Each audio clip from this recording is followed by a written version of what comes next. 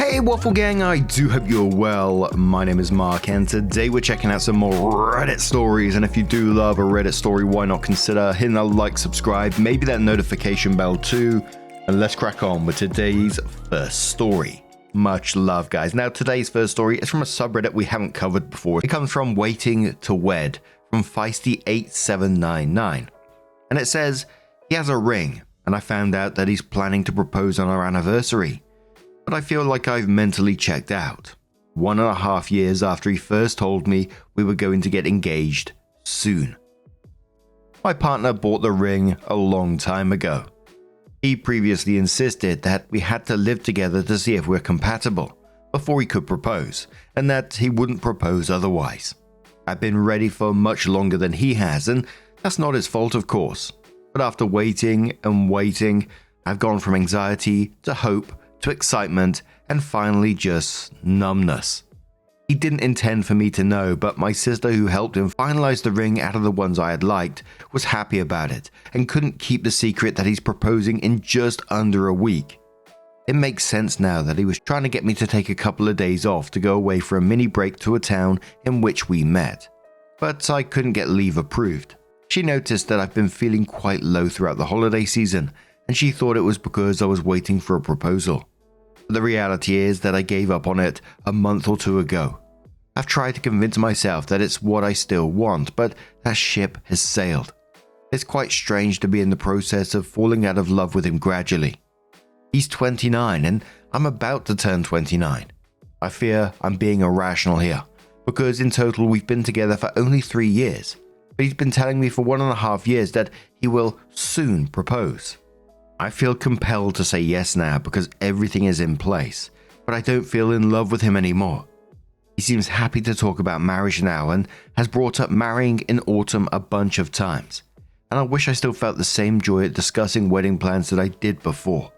So people were asking OP a bunch of questions. Someone said to OP, 3 years is nothing considering you could spend the rest of your life with this person. Be glad you realize now. OP says I've only begun feeling this way because he kept saying a proposal was coming soon and didn't propose for 1.5 years.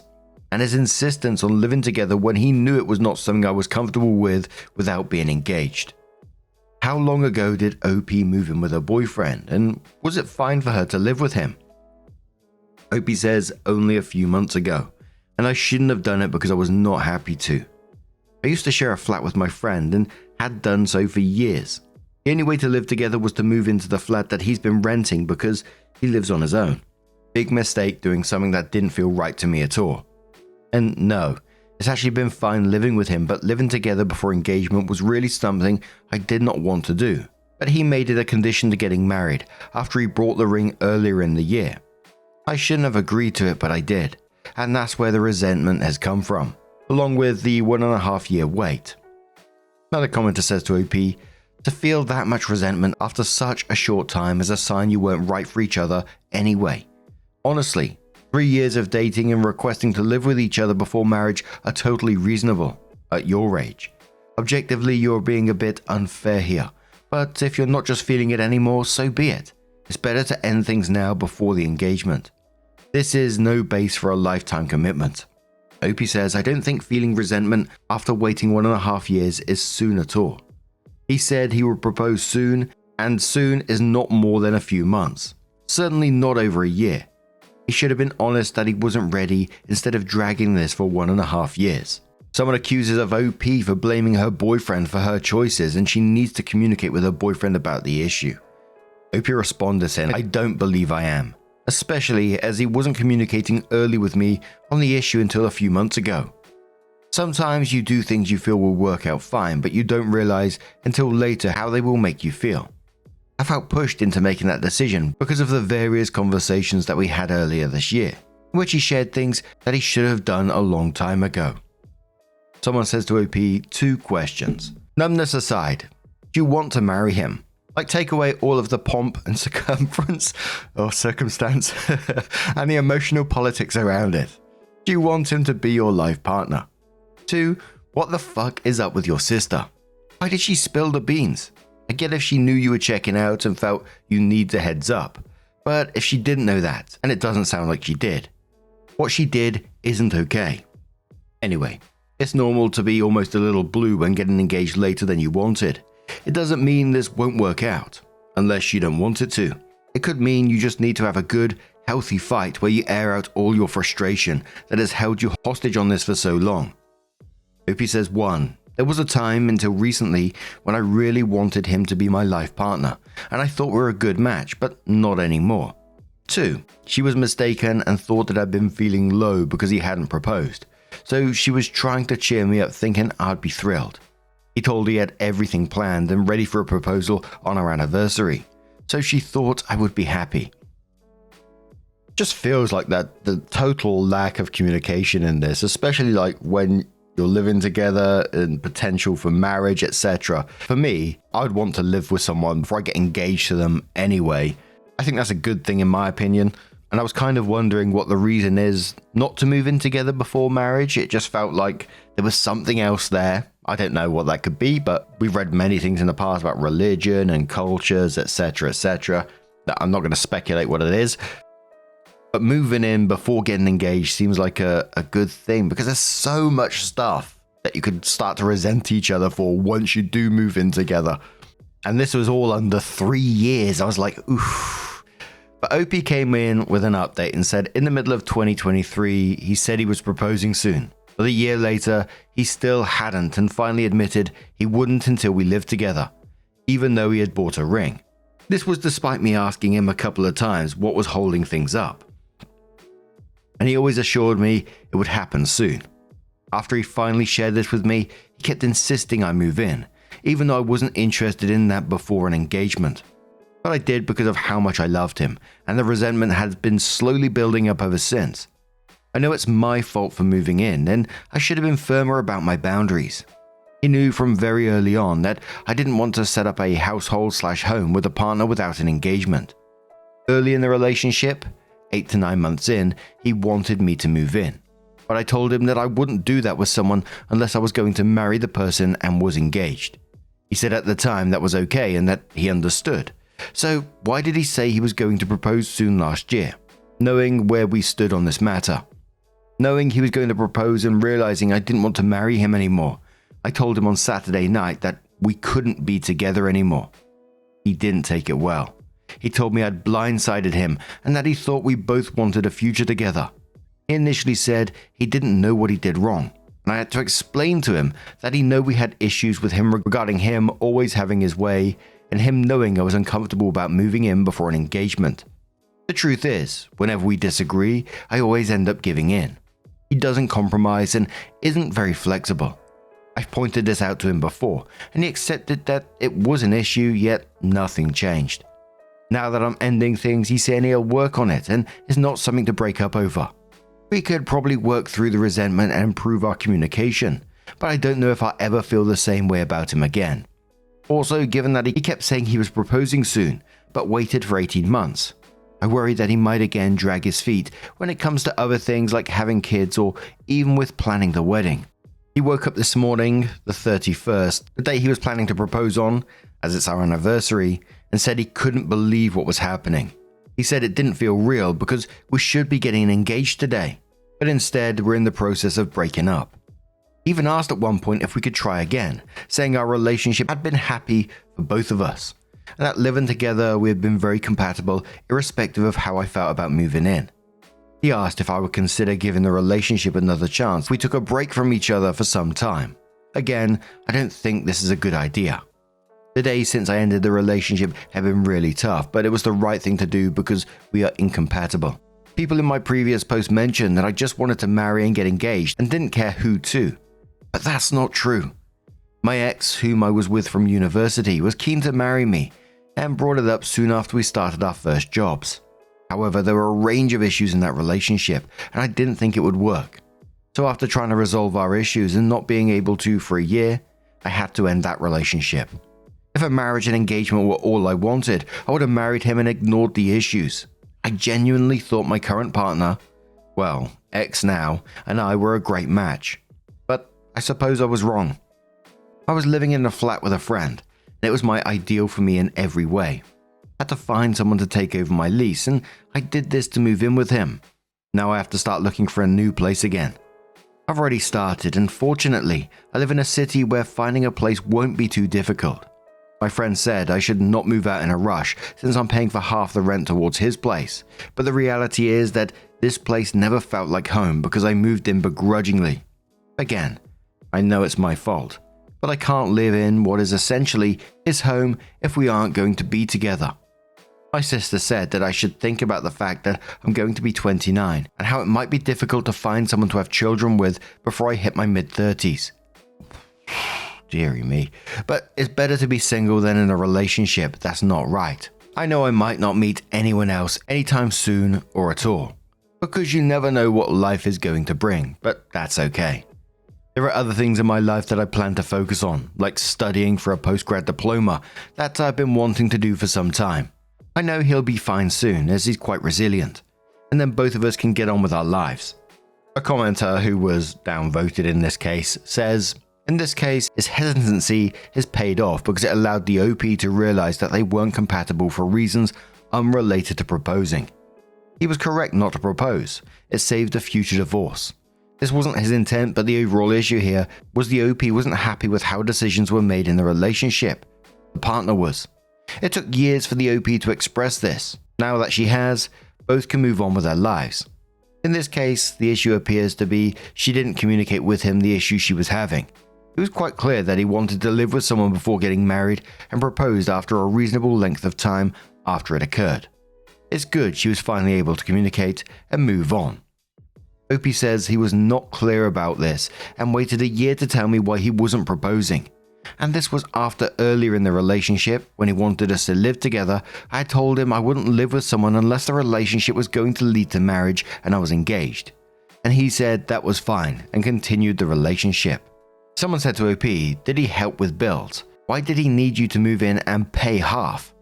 OP says he didn't need help with paying the bills, but I chose to pay as I think that's fair. I would not be comfortable with him picking up the bills for both of us when we both work. Another commenter says, he didn't fight for you. You'll meet the one. You know now what you don't want, and that's a good start, and stick to your boundaries and goals, always. OP says he's been quite difficult since that day, particularly about me leaving and looking for somewhere to move, but I don't want him to make it any more difficult by fighting for me. Just can't wait to be out of this place. Another commenter says he doesn't compromise and isn't very flexible. I've pointed this out to him before, and he accepted that it was an issue, yet nothing changed, then says, you were doing the right thing. Another commenter says don't fall for the trap of going back to a man who's only willing to consider changing his ways when you're already 1 foot out the door.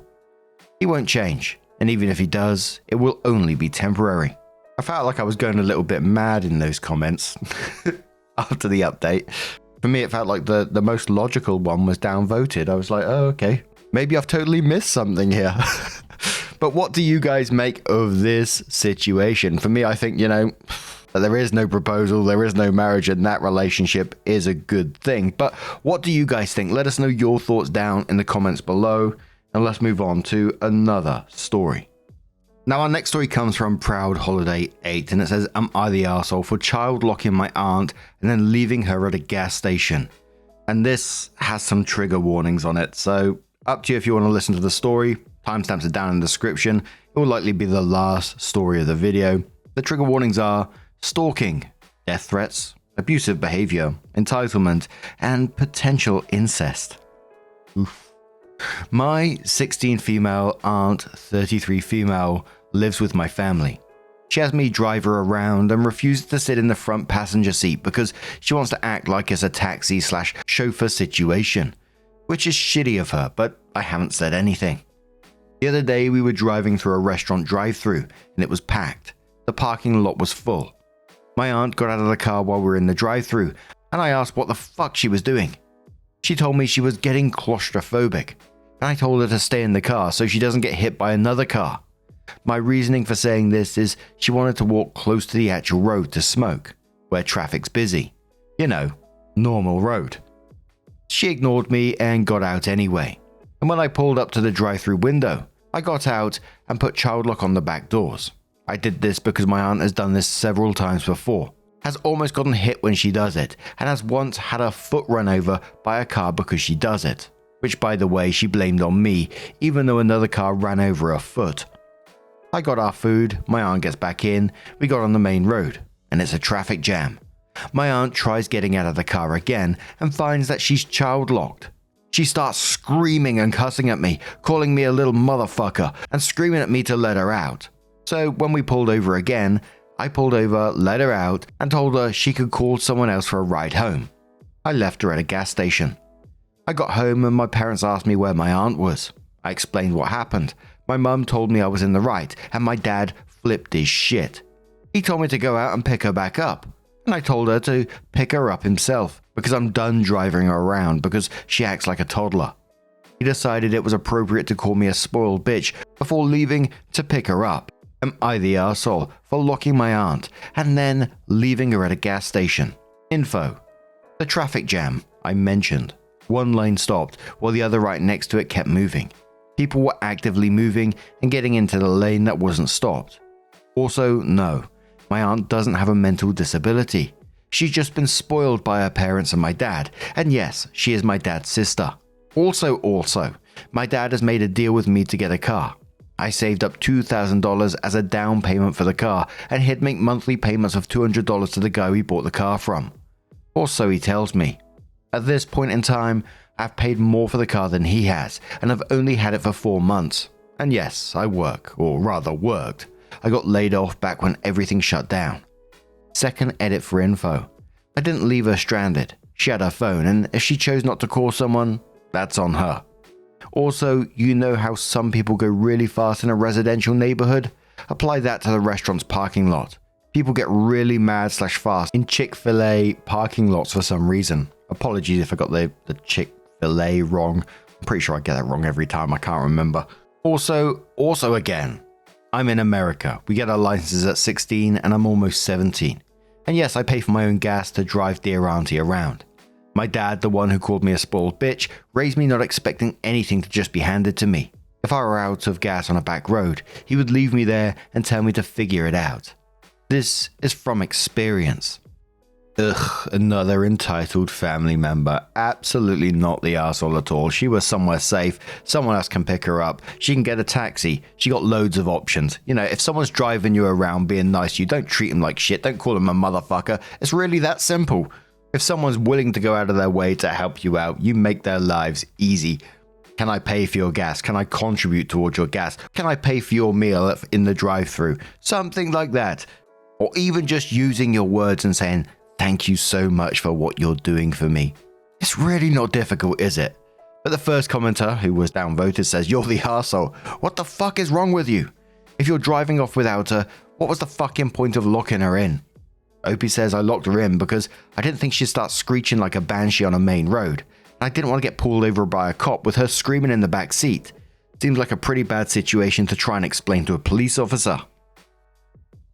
Someone says to OP, please tell me you got your way, OP, and your punk-ass dad didn't ruin your life for standing up to his deranged sister and his tyrant ass.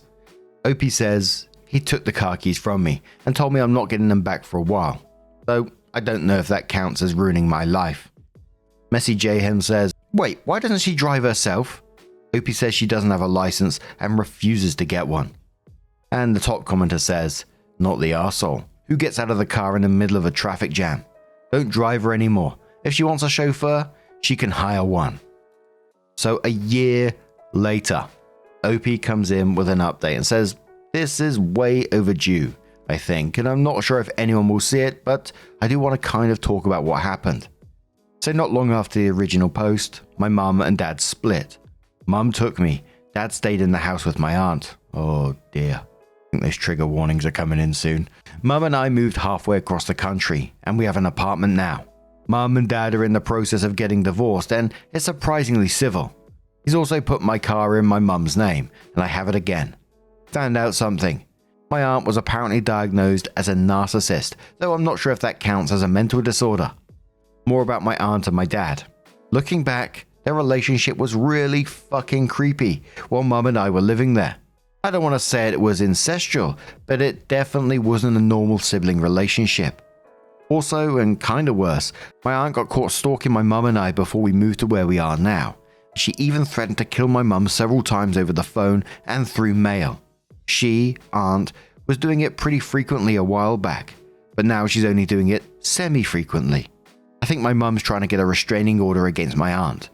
It's a little difficult right now, but my mum and I are doing okay.